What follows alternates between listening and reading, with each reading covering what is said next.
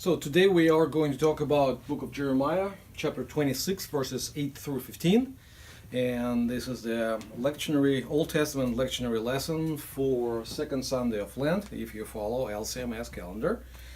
And we had a lesson on Jeremiah on chapter 17, so you will have a link in down there. It will be in, what is that? Explanation, or so you might go back and rewatch that one if you want. But apart from what I said in introductory words for the previous lesson, I want to mention a couple things. The name of Jeremiah means the Lord has appointed, and he was really appointed for a very difficult task. And when we look at his call in chapter 1, primarily in Jeremiah 1:10, he has a task. His task is described in 6 verbs. And it goes like this: I set you up, or appointed you, to pluck up, to break down, to destroy, to overthrow, to build, and to plant. So 4 out of 6 verbs are destructive ones. And it is difficult to talk to people, to say to people that their lives will be destroyed while they live, most of them live pretty decently. They see no reason why they have to abandon their well-being. So, because they believe that they are generally good. They are kind of okay. So it is one of the reasons why Jeremiah was first sentenced to death in our passage. We'll come to that. We'll come to that place. So one more thing we need to say about the structure, or like a primary context and a general context of our passage. There are a few ways to structurize Book of Jeremiah, because Book of Jeremiah, we need to, when we read it, we read it, like 2,500 years later. So to understand it, we need to know 3 things. First, it is not a diary. He doesn't do a blogging thing. It's not like a Facebook or live journal stuff where he, day after day or week after week, he put some blogs, and I did this, and the Lord told me this, and I shared with the king, and king didn't listen, and so on and so forth. It is not like that. How do we know it? Because if we read book carefully, and when we will talk in the immediate context of our passage, I will mention it one more time. It is, second thing that we need to remember about Book of Jeremiah, it is not chronological. Okay? So, the third thing, therefore, it is a great piece of literature that was composed in a special way, very well structured, with its own plot, to convey the meaning and deliver the message. Okay? So our immediate passage, 26, 8 through 15, is in the context of the whole, chapter 26 as a whole. Okay? And we need to kind of pay attention to that. Because in verses 8 to 15, basically what we are seeing, or what we are reading about, is an initial reaction of the people to what Jeremiah said before. And the statement of Jeremiah, or the statement of the Lord through Jeremiah, is verses 1 through 7. So our statement, our passage, is a continuation of what happened before. And very interesting, when Jeremiah at the end of our passage, he says, that's up to you guys what you're going to do. What happened? He was sentenced to death. What happened? It is important actually to do some follow-up, and we'll see what's going on. In verses 16 to 24 to the end of the chapter, it's kind of like a unique block, one well-developed unit, the whole chapter 26. So from 16 to 24 to the end of the chapter, it is an explanation of what happened after. And small spoiler alert, Jeremiah was, there is a redemption of Jeremiah. He was saved. Together with the immediate context of chapter 26, we need to talk about some chronological, what I would say, peculiarity. Okay? It is very interesting. That's one of my personal interests, so that's why I shared with you. To see how chronology of biblical story develops. And sometimes we see how stories overlap. So, as I say, very often when we read biblical books, we need to understand this is not a diary. This is not what happened yesterday, and that's what happened today, and the next chapter, third chapter, will be what happened tomorrow. Sometimes, in time sense, they overlap. This is an example. Chapter 25 starts, so 25, verse 1, good, starts with the following phrase. The word that came to Jeremiah concerning all the people of Judah in the 4th year of Jehoiakim, the son of Josiah, king of Judah. It was the 1st year of Nebuchadnezzar, king of Babylon, which Jeremiah the prophet spoke to all people of Judah and all the inhabitants of Jerusalem. For 23 years, from the 3rd year of Josiah, son of Ammon, king of Judah, to this day, the word of the Lord has come to me, and I have spoken precisely to you, but you have not listened. Okay? So, in 25:1, we have 4th year of Jehoiakim. Okay?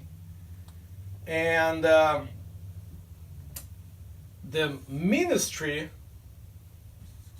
that Jeremiah, the number of years of Jeremiah's ministry is 25 years. 23 years. Okay? Why it is important? Because when we turn the page and go to the beginning of 26, the chapter 26, we have, in the beginning of reign of Jehoiakim, the son of Josiah. Oh my goodness. I misspelled his name. Let's do it this way. So, in the beginning of his reign. So that means that chapter 26 is 4 years prior. Okay? This is 26. But 23 years of the total ministry up to point 25, up to chapter 25, minus 4 will give us what? Will give us 19. Exactly. If you do your math, you can read the Bible. It is really helpful to know math when you read the Bible. Why it is important? It is important because people of Israel spent 40 years in the land, in the wilderness.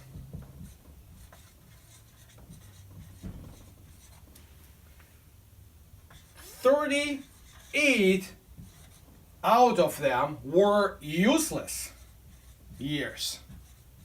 They didn't have to spend them. They could have go straight to the land. 38 years. So, surprisingly, is 19 is half of those useless wilderness years.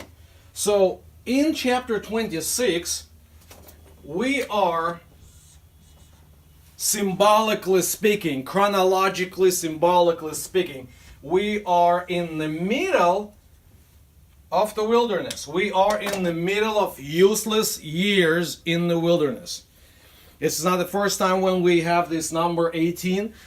It appears a couple times in the story of Jesus, but that's just an interesting chronological observation. So now let us go into the text. Let us dive into the text. In again, just a small, very short observation. In the very beginning, Lord said to Jeremiah, go to the temple, but do not go into the a holy place, because he could, being a priest. He was ordained priest.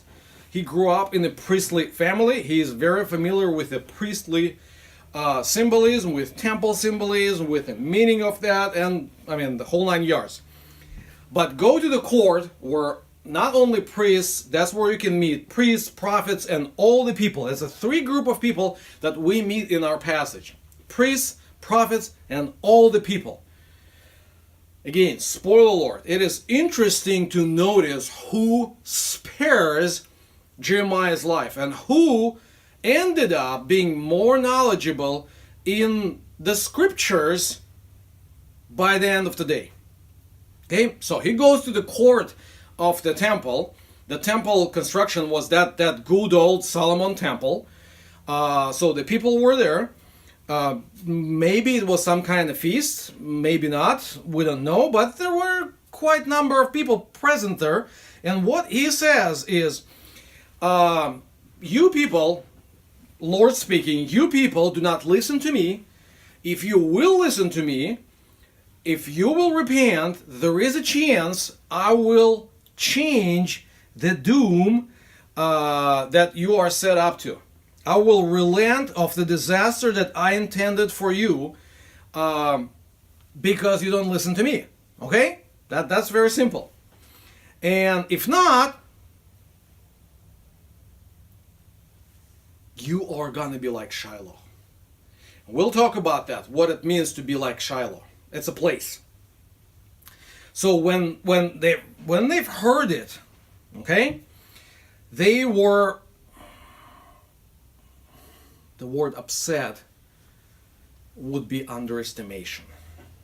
Let's read the text. Verses 8 and 9. When Jeremiah had finished speaking all that the Lord has commanded him to speak to all people, when the priests and the prophets and all the people laid hold on him, saying, you shall die. Why have you prophesied in the name of the Lord, saying, this house shall be like Shiloh, and this city shall be desolate, without inhabitants? And all the people gathered around Jeremiah in the house of the Lord. So they basically arrested him. They laid hold of him, they grabbed him, thinking that it was probably more than one, more than two. There was few people, because it says plural, priests, prophets, and leaders of all the people. So it was pretty big crowd. And when big crowd yells and screams at you saying, you shall die, it's kind of scary. Okay? But the thing is, it is interesting to see what's the reasoning. You shall die as a statement. Okay? Then, why do you compare this place, the temple, with Shiloh? Okay? So, what it has to do with Shiloh? To understand it, of course, you can go to few sources.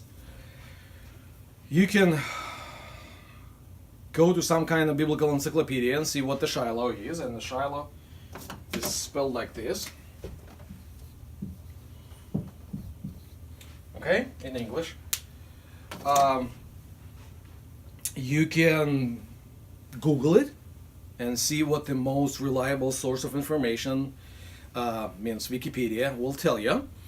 Or you can try to remember, what have you learned in Sunday school about this place, Shiloh? Last week, when we had a passage from Deuteronomy 26, it actually talks about this place. Doesn't mention it, but it talks about this place.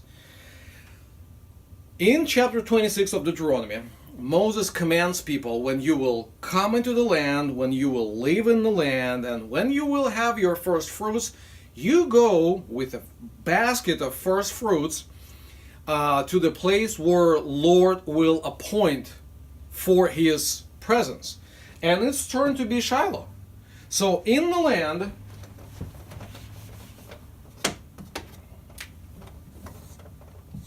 that's the Galilean Sea, that's the Dead Sea, so it's roughly over here. So kind of in the center of the land, there was a place where they settled the tabernacle.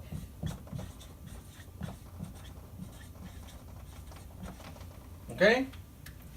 So that means it was a center of Israeli worship after conquest till basically times of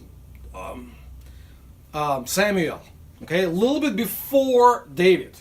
Okay? So if we are into timeline, let me use black. Okay, that's our timeline.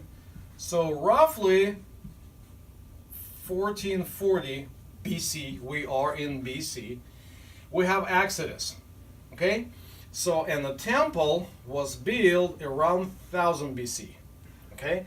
And temple was destroyed roughly in 586 BC. And here, if it's 30 AD, that's our Calvary. Okay? So from here we have 40 years in the wilderness, so it's roughly 400 till about 100 years prior to that.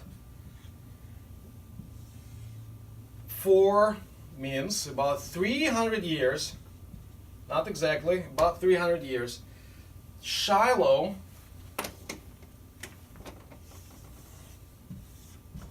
was a place of central worship. That's where you should do your sacrifices. That's where you should do your regular feasts like Passover, Shavuot, or what we call Pentecost, or Sukkot, that Feast of Tabernacles, Feast of Booths, or Feast of Booths. Let's stay with that. So that's where all of this goes on. Okay, so what happened? What happened is we need to know, we can know from first part of Book of Samuel, chapter 4. We have two interesting characters in chapter 4. Actually, we kind of get to know them in chapter 2 first time. It's Ophni and Phinehas. It's two sons of Eli the high priest. Not be confused with Elijah the prophet. It's before that. So we are here. Okay, we still do not have David. We do not have Solomon. We do not have split kingdom. It's still kind of like an Israeli Republican society with 12 relatively independent tribal republics. Okay, so Ophni and Phinehas were two sons, as I said, of the high priest. Unfortunately, not really good ones. They would do two things. That's what we'll learn in chapter 2. They would steal from sacrifices and therefore turn away hearts of worshippers from the Lord, and they would engage themselves in inappropriate relationship with women of the tabernacle. Plus, being, I would say, so wicked, because you turn away people from the worship by this kind of behavior. They were so smart. So when Philistines, these guys, that's our Philistia, roughly, when they attacked, Ophni and Phinehas had no other great idea than to bring an Ark of the Covenant into the battlefield. it is interesting to see how Philistines react when they hear about the Ark of the Covenant in the battlefield. Give me a second, we'll go, or you can go with me. 1 Samuel chapter 4, in verse 7, we read, verse 7, "And Philistines were afraid, for they say, a God has come into the camp. And they said, Woe to us, for nothing like this has happened before. Woe to us! Who can deliver us from the power of these mighty gods? These are the gods who struck the Egyptians with every sort of plague in the wilderness." Okay? Philistines know power of true God. Ophni and Phinehas, doing what they did at the tabernacle, apparently did not know how powerful and how jealous God is. So instead of giving the victory to Israelites, Ark, or presence of God with Ark, decides to go to captivity.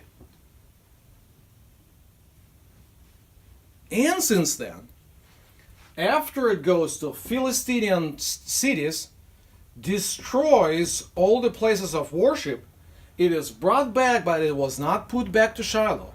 It was put into somewhere else, and for about 100 years, it did not reunite with the rest of the furniture.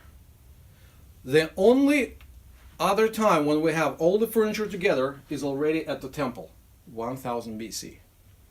So what Jeremiah is talking about, that temple and Jerusalem with it will be like Shiloh. God will take,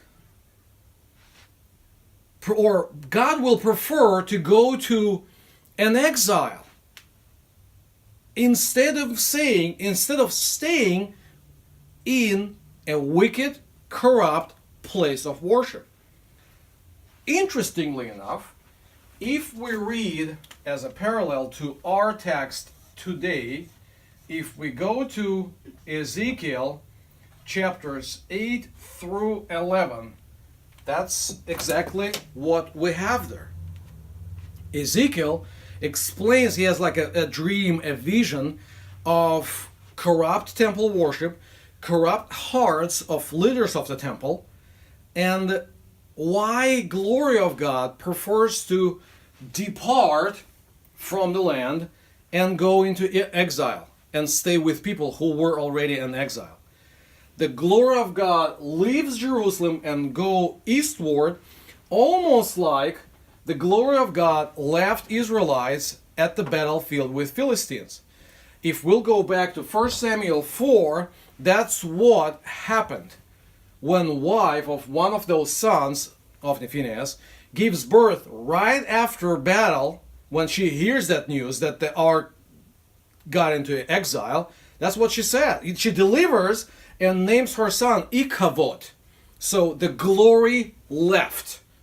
Okay? So the Israel now gloryless. Okay? So without glory, something like that. So that's why they were. That's why people in our passage, that those who were with Jeremiah, they got so frustrated because they know the story. They know exactly what he compares them to. And then verses 10 and 11. So when the officials of Judah heard these things, they came up from the king's house to the house of the Lord and took their seat in the entry of new gate of the house of the Lord. Or you can translate it a little bit differently. They came and sit at the house of the Lord at the gate which is named new one. Okay, doesn't really matter, doesn't change much. But then the priests and the prophets said to the officials of all people, "This man deserves the sentence of death, because he has prophesied against this city, as you have heard with your own ears." Okay, two things that we need to, kind of almost self-explanatory text, but two things should be mentioned. Pay attention. When officials of Judah heard these things, they came up from the king's house to the house of the Lord. when we read the Bible, it is not only important to know geography, it is sometimes important to see the directions. Left, or left, right, up or down. If officials go up from the house of the king to the house of the Lord, who is higher? The Lord. Okay? So that's an importance. However high the king is, whatever high position he is in, it's still the Lord is the one who is in charge.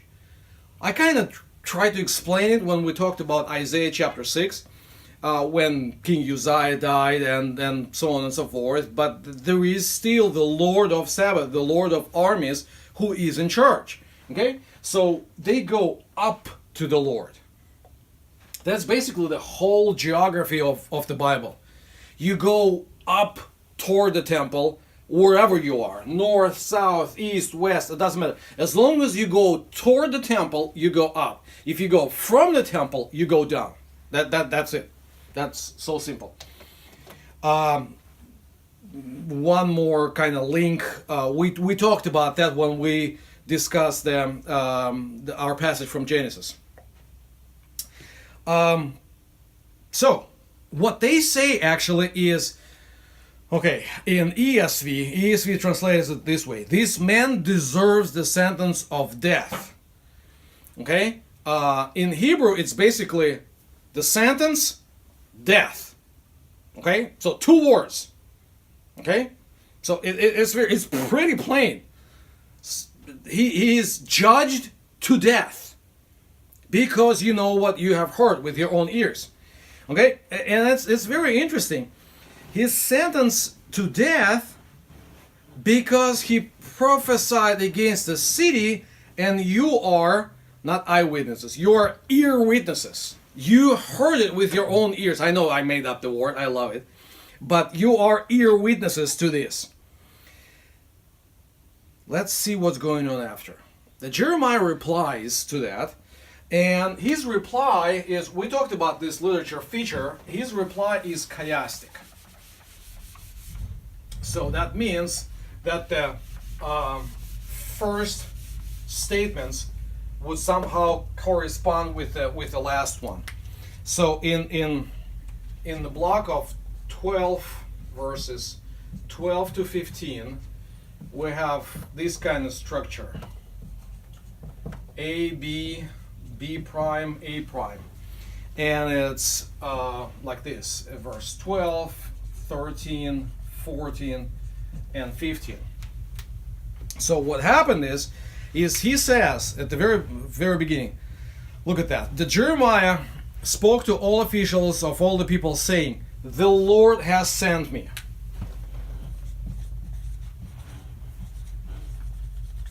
And verse 15, that's how he concludes his statement.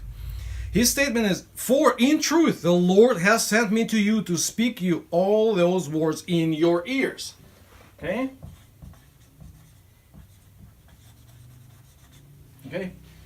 And here, okay? So Lord sent, Lord sent. Then in B he talks about you. So you guys. Okay, that's up. What are you going to do about what you have heard? And then, so what about me? I'm in your hands. So he talks about them and he talks about himself. Okay, so that's the structure of his answer, basically. And it's two things that should be mentioned here.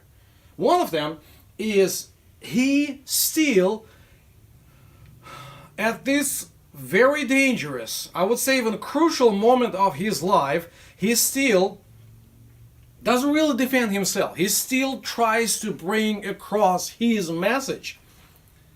Lord sent me. Now, therefore, mend your ways and your deeds and obey voice of the Lord your God, and the Lord will relent of the disaster that he has pronounced against you.